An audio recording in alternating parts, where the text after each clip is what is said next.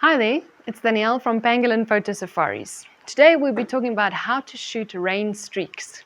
So here I am in Johannesburg and it's a miserable, cold, rainy day, and normally we would put down our cameras in weather like this, but today I want you to practice with me some technical skills. Today we're going to see how we can photograph rain in a creative way. Please remember to subscribe to our channel and hit the bell icon at the bottom to get notifications about our next video.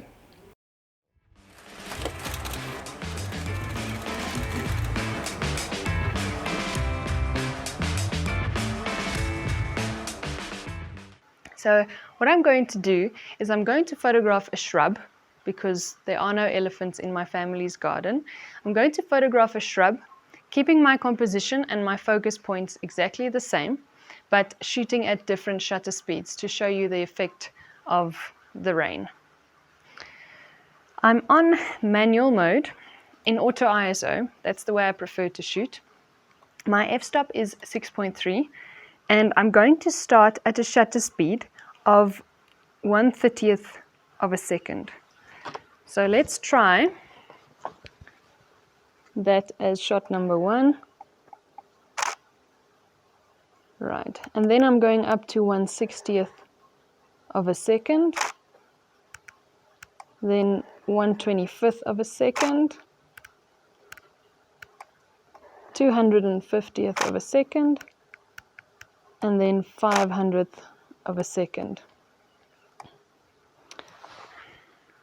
Right, so now you'll see the difference that shutter speed has on the raindrops, the effect of the raindrops. The raindrops at 1/30th appear long and very streaky, whereas the raindrops at 1/500 appear much shorter and sharper than the raindrops at a slower shutter speed.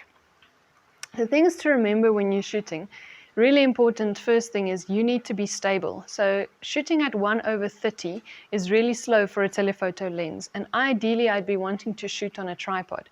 The photo boats in Botswana do have the gimbal arms that we mount the cameras on, and that really helps and makes life much easier. If you don't have that, use a beanbag, use a monopod, use a tripod, or worst case scenario, just stabilize yourself, your arms, or against something or someone while you're shooting at the slow shutter speeds.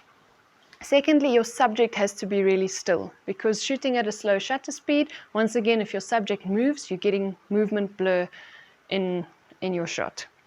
Then the other thing to remember is shoot against a dark background, because otherwise the rain streaks won't show up against the background. So in this case, I have a light shrub and a dark background, and that works really well. I was actually underexposing by -1 as well, which worked really well because the background goes a little bit darker and the subject still doesn't blow out, being lighter than the background. So in this case, it worked really well shooting at -1, but play around with that. And then the last thing to remember is when it rains harder and faster, obviously the effect will be a little bit different at the shutter speeds that I was shooting at now. If it rains harder than this, where you're at 1/30th, it'll look even more streaky, or a longer solid line than it does on my shutter speed of 1/30th. So play around, see what it does, and get creative with your shots in the rain. And once you practiced your rain streak technique, come and apply it with us up in Botswana on safari. I hope you enjoyed it. If you have any questions or comments, please leave them below and we can chat about it.